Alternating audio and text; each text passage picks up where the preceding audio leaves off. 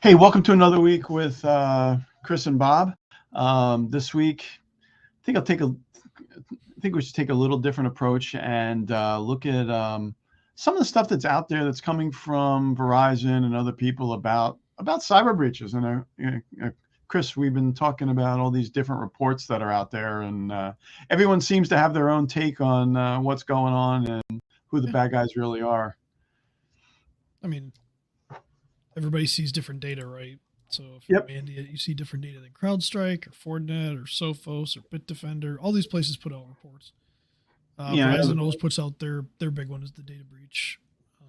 investigations report every year. That's a huge one. So that's a huge one. And in previous years, we've seen some really big numbers for how long the bad guys were sitting in the environment Yep. before they actually did anything. I think the guys have gotten much better because the old numbers, from IBM or IBM or the government was saying 100 to 200 days, Yep. and Chris, in the green room, you said that was way down. Yeah. In 2021, it was 21 days according to Mandiant, and now it's 16 days as of last year. So So the guys are getting in. 16 days later, they're ready to launch their attack or lock down the environment, and yeah, they've gotten what they want. So I I mean, guess they've got some really good processes in place for workflow now. well, I mean, you think about it, right? Like they're mostly financially motivated. Almost every report you read is going to talk about the financial motivation of threat actors. And in 16 days, if you don't know they're there, if you can't detect it and you can't respond to it, they're going to exfiltrate data. They might hit you with ransomware, or they might just delete it, and then they're going to hit you with some level of extortion. Yeah, There's your and formula. There's your formula for like how most of these attacks are going down.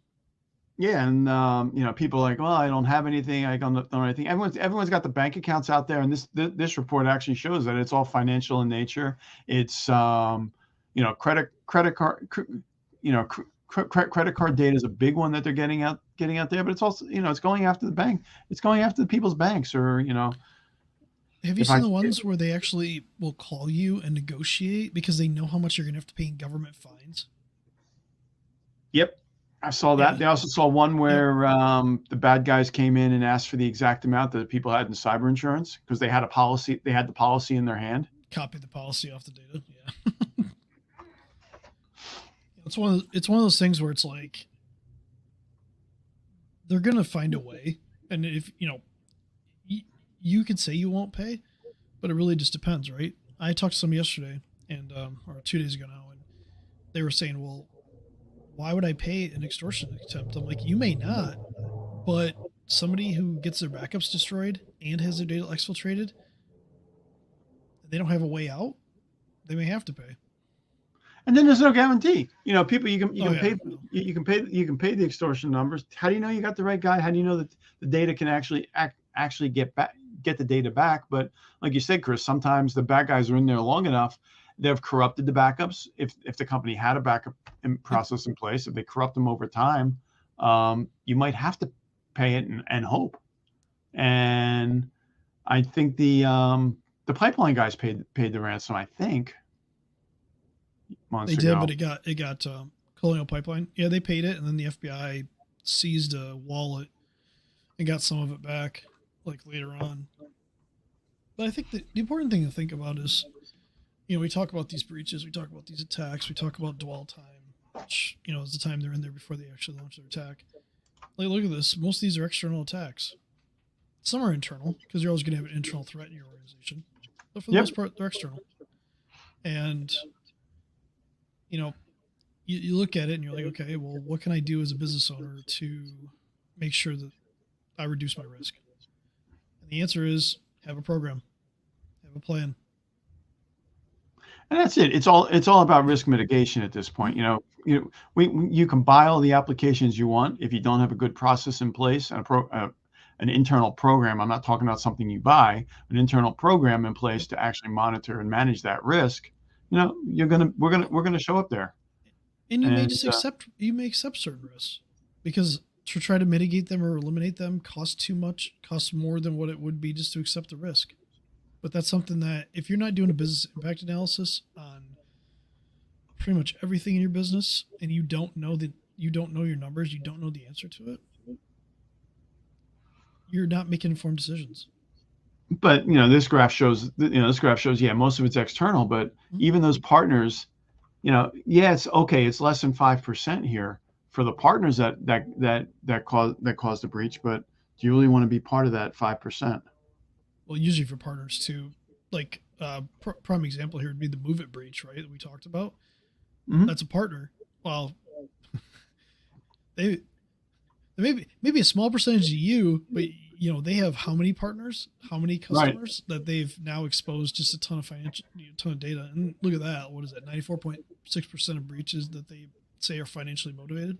Financially motivated. And what we've, again, guys, what we've got displayed on the screen right now is the Verizon data breach report, which is available.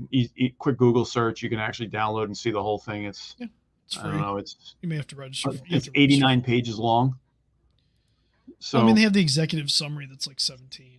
So there's that. But yeah, so Verizon's coming back and their stuff saying, look, yeah, we've got some espionage going off from the breaches, but it's all financial in nature. And cryptocurrency has made it so much easier for the bad guys to get untraceable money. But like Chris said, the Colonial Pipeline guys got lucky because the FBI was able to seize a crypto wallet and extract money, but don't count on that. So I brought up I can't share it right now, but I brought up the executive summary. So let's talk about small businesses, less than 1,000 employees, real quick. 94% of them were external actors. If it was a business larger than 1,000 employees, 89% were external. They had 13% internal to only 7% for smaller companies. So as you see, as a company gets bigger, it basically doubled for internal threats. Now, is it still a small percentage? Yeah, but it's still double what it is in a small company. So, Chris, I got an alert. I got a Secret Service alert last week about the internal threats going up because of all this overseas hiring that's going on, because people are everywhere. They're not businesses aren't necessarily vetting employees the way they should be, and they're bringing on these resources that are coming in as employees. So, talk about playing a long game. Well, and how do you control access to data in your organization? Do you just give, we see this a lot in small businesses. They give everybody access. They don't look at their data and say, hey, what can we classify this data? Can we just set something up that's if it's confidential data, are we actually looking at this and actually classifying it properly? Most small businesses don't. So they give people way too much access. So if you're a company that, even if you're above 1,000 employees, maybe you're considered a large business at that point, but maybe you're not operating like it, you may be giving people way too much access, which when you hire somebody overseas or you don't do your due diligence on somebody, it's a good chance that they could just steal a bunch of information. Yeah. So really, really good question. From what Chris is saying is, do you have that common network share of all your client data sitting out there? And when a new person starts, do you just say, oh, here's the client data and let them in? We see that over and over again where everything is out there. It's not encrypted, and there's no permissions applied to say, okay, only give people access to what they should have. That, they need it to do their job. Well, do they really need everything? Do they really need to see every invoice? Do they need to see any other private information in there? We just got a customer that got an email from somebody that they're trying to do business with, from a prospect of theirs, and they sent them back like a third party just questionnaire. Well, what are you doing to protect the data that we share with you? Like if we work together, what are you doing? Are you classifying the data? How do you control which employees in your company have access to the data that we might share? They're asking these questions. The customer had no idea how to answer that. So we're helping them. They hadn't even thought about it. No, they don't classify data. They don't control. They do exactly what we just said. They just give people access to it. And unfortunately, as a service provider, we don't control that. Like we give them advice. But ultimately it's up to you to decide that. So there's a good exercise this week where we talked to them and we're like, look, this is, if you work with companies like this that are multinational companies, they're going to start asking more and more questions like this. We need to get ahead of this and make sure you have this in place before you actually do this, so it's a really easy questionnaire to answer. And I had a client reach out the same thing this week. They're bringing on a new larger company, and when as a client, and they've got their whole vendor process of their vendor team came out and said, okay, I need this questionnaire answered. Mm-hmm. And so it's going on more and more. There's actually one of the things that that the Verizon report has in it. It actually suggesting that people start looking at some of these controls. Controls are not, and controls are not something we can buy. This is a process you need to implement. And what's CIS? Center for Information Center. I think it's Center for Information Security, but I could be wrong. Cybersecurity. So CIS controls are a Center for Internet Security. Yep. Center for Internet Security publishes a list of controls at different levels of things that people should be doing, and I don't care what framework you're actually following. They have a lot of similarities of things that need to be done, and there's some basic things of going on for securing the environment, securing your environment. When you look at this as a business owner, what this is a cybersecurity maturity model, effectively. So there's 3 implementation groups inside of CIS if you're going to implement their 18 controls, which 18 controls doesn't sound like much, but then they have things inside of 18 controls, so it ends up being, I forgot, like 150 some checks. But it's a maturity model. You don't just go, there's 3 implementation groups. You don't just go to implementation group 3 and just say, hey, I'm going to do all this back, because like some things will be in 1, 2, and 3. So as an organization, this may be a 2-year, 3-year project to mature your organization. So when you look at something like this and you look at this report and you see these, some of these you might already be doing, which is great. You can track them. They give you some free spreadsheets you can use if you want to use spreadsheets, which we don't recommend spreadsheets because it's hard to keep track of.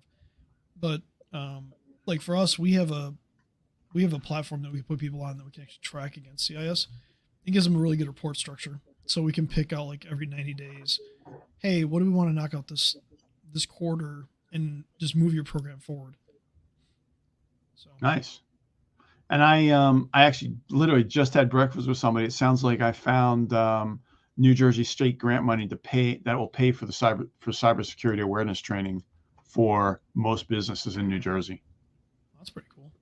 Yeah. I don't think Michigan has that. A lot of states don't have that.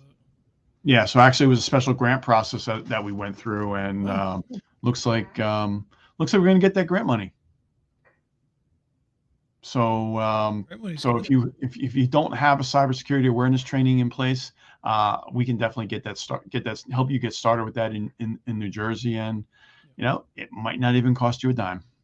It's going to cost business company. It's going to cost you employee time, but we can get the training paid for. You heard it here first. Bob is free. Bob is free. Bob is free. That's what I heard. I guess free is better than cheap. Maybe. All right. Anyway, I think we beat this enough. If you guys have any questions in CIS, or you want to talk about NIST or something like that, there's another framework you can follow, just let us know and we can kind of talk through it a little bit. If you want to come on here and talk about it, if you want to be anonymous, that's cool too. I got to figure out how to bring people on the call and actually put a blinder on them, and a voice changer. We'll have them make an AI avatar of a loaf of bread. We'll put them on here as a loaf of bread. Anyway, guys, that's another week for Bob and Chris. Really, the thing to take away here is if you haven't assessed your risk, you really need to do a risk assessment. If you don't know how to do that, DM Chris or I, and we can certainly help you get started on that process. And read every cybersecurity report between now and next week, and we'll talk about it next week. And how many vendor reports? How how big is that reading list, Chris? Approximately, I have no clue. Or how many? Or how many did we find in 5 minutes? I mean, I have a folder full of like 40 of them from like this year, so there could be more. There's probably more because like everybody seems to put out a report. The big ones you want to follow real quick before we jump is the Verizon data breach investigation report is really good. Mandiant puts one out, CrowdStrike puts one out, Sophos does. The World Economic Forum put one out, which is really good. You can also get one from Deloitte, they put out one that's pretty good. IBM has a cost of a data breach report as another one that's really good to kind of check out and just read. Is it going to be exciting reading? Maybe, maybe not, but you might gain some insight.